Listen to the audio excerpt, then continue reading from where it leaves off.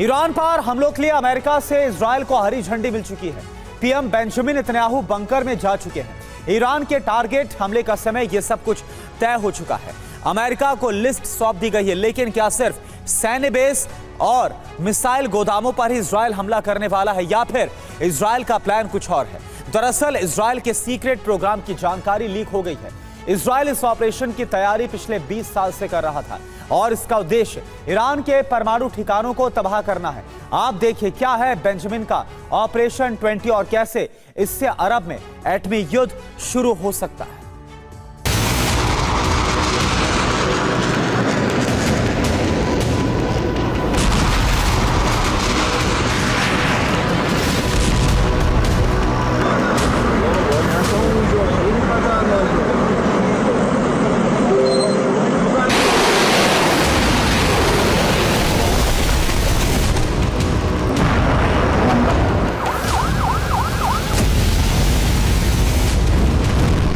אין לנו עניין לפתוח חזיתות נוספות ומערכות נוספות.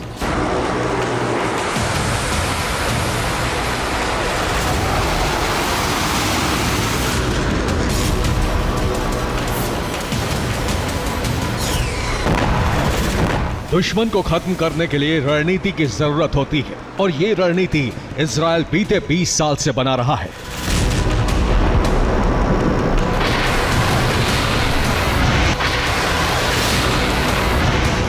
Israel ने Iran पर हमले की रणनीति तैयार कर ली है।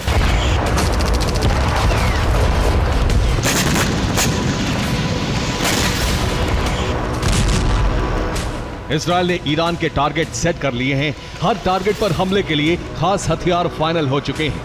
हमले अंडरग्राउंड और ओवरग्राउंड दोनों टारगेट पर होंगे। हमले का समय भी तय हो चुका है।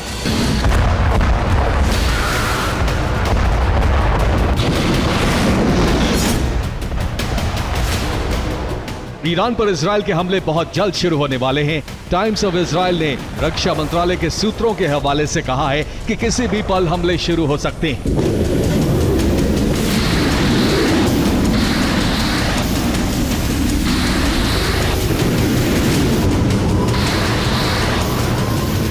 ईरान पर हमले के 3 बड़े संकेत मिल चुके हैं। इजरायली रक्षा मंत्री ने कहा है कि सरप्राइज अटैक की तैयारी हो चुकी है। इजरायल के प्रधानमंत्री को परमाणु बंकर में भेज दिया गया है। 48 घंटे के अंदर इजरायल में THAAD डिफेंस सिस्टम की तैनाती शुरू हो चुकी है। इस सिस्टम के साथ अमेरिकी सैनिक भी इजरायली धरती पर पहुंच चुके हैं।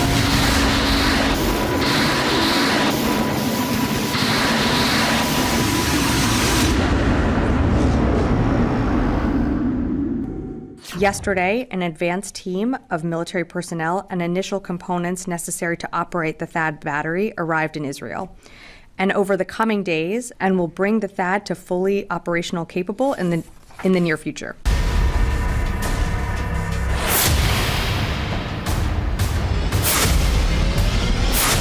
THAAD सिमट और जवानों के साथ 2 C-17 मालवाहक विमान नेवातिम एयरबेस पहुंच चुके हैं। 6 C-17 मालवाहक विमान इजरायल पहुंचने वाले हैं।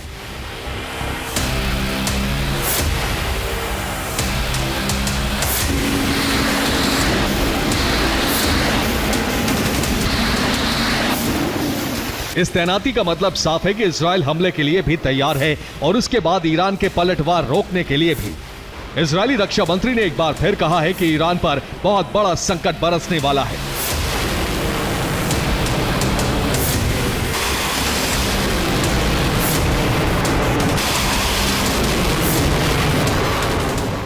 אין לנו עניין לפתוח חזיתות נוספות ומערכות נוספות, ואנחנו ממוקדים בתגובה.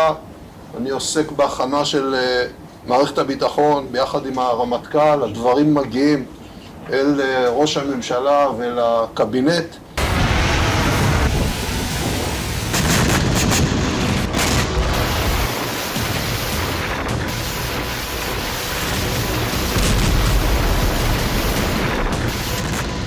इजरायल ने जो टारगेट तय किए हैं उनके मुताबिक ईरान के missile drone launch site, missile drone storage site, missile drone production site, military base और सरकारी इमारतों को इजरायल निशाना बनाएगा।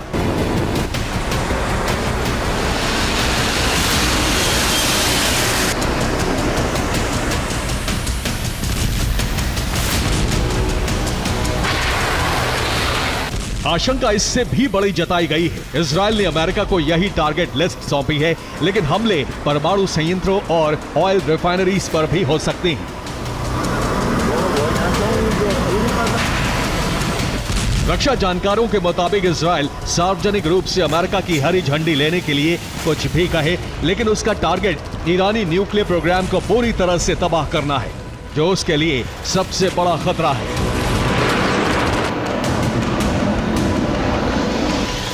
इसका सबूत यह है कि वो इस बार ईरान पर हमले के लिए उन हथियारों का इस्तेमाल करने जा रहा है जो ईरान के परमाणु संयंत्रों को ही तबाह करने के लिए विशेष रूप से बनाए गए हैं।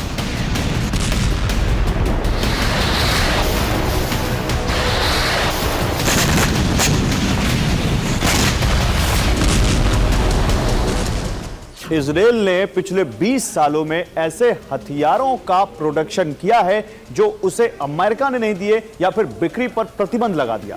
इन हथियारों में bunker buster bomb, bunker buster cruise मिसाइलें शामिल हैं और साथ ही फाइटर जेट की रेंज बढ़ाने के लिए उसमें बदलाव भी किए गए हैं।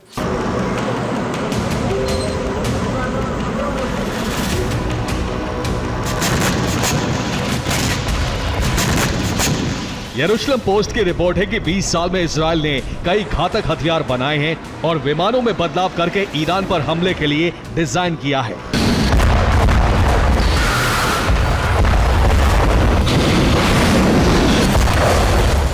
इजराइल के पास लॉन्ग रेंज बॉम्बर नहीं है। इनकी कमी पूरी करने के लिए इजराइल ने फाइटर जेट्स में बदलाव करके रेंज बढ़ाई है। इजराइल ने F-35, F-15, F-16 fighter jets के डिटैचेबल फ्यूल टैंक विकसित किए हैं। इससे इनकी फ्लाइट रेंज बढ़ गई है और स्टेल्थ क्षमता प्रभावित नहीं हुई है।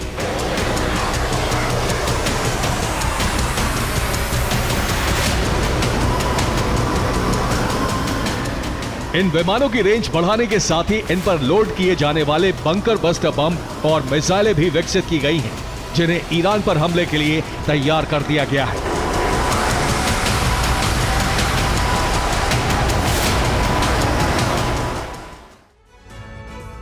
बीस साल की रिसर्च और डेवलपमेंट के आधार पर तैयार किए गए इन हथियारों में शामिल है रैम्पेज मिसाइल। इसकी लंबाई 4.7 मीटर है।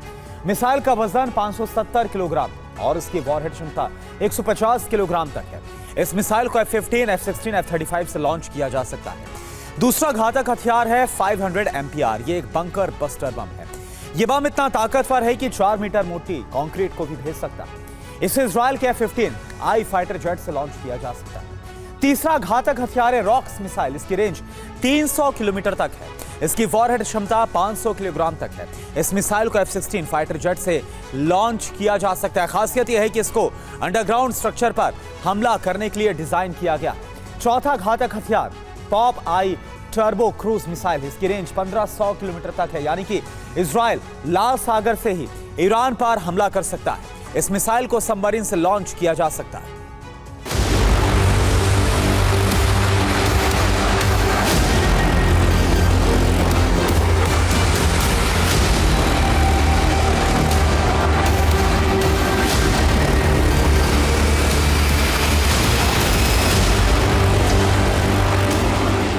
इजराइल पर ईरान के हमले को 15 दिन बीत गए हैं और बीते 15 दिन से इजराइल इन हथियारों के जखीरे को तैयार कर रहा था जो अंडरग्राउंड ठिकानों को तबाह कर सकते हैं।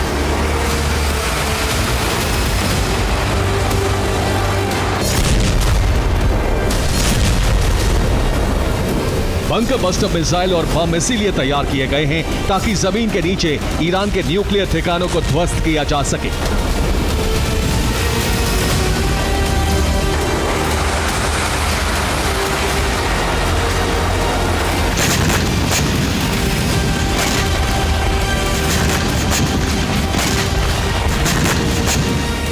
इजरायली रक्षा मंत्री जिसे सरप्राइज अटैक कह रहे हैं, वो अमेरिका के लिए भी सरप्राइज हो सकता है और इससे पहले भी इजराइल अमेरिका को चकमा दे चुका है।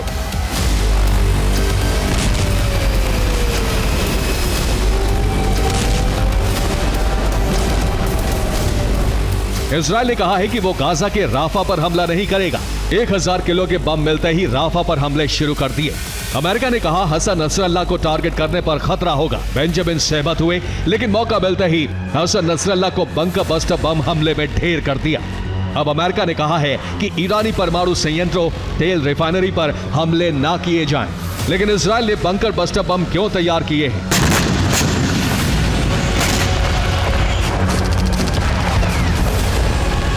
मतलब साफ है कि इजराइल इस बार भी अमेरिका को चकमा देने की कोशिश करने वाला है।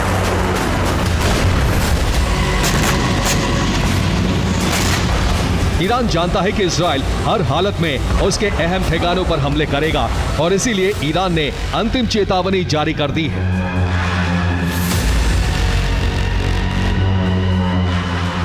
ईरान ने कहा है कि अगर परमाणु संयंत्रों पर हमले हुए तो इजराइल का अस्तित्व मिटा दिया जाएगा।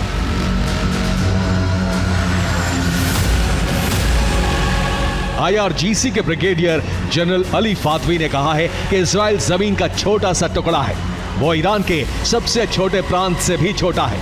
अगर हमने ठान लिया तो इजराइल को मिटा देंगे।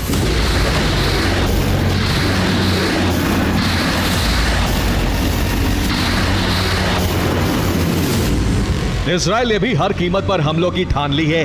हथियार तैयार हैं, सुरक्षा के लिए थाड तैयार हो चुके हैं। किसी भी वक्त ईरान पर हमलों की शुरुआत हो सकती है। Bureau report, TV9, Bharatvarsh.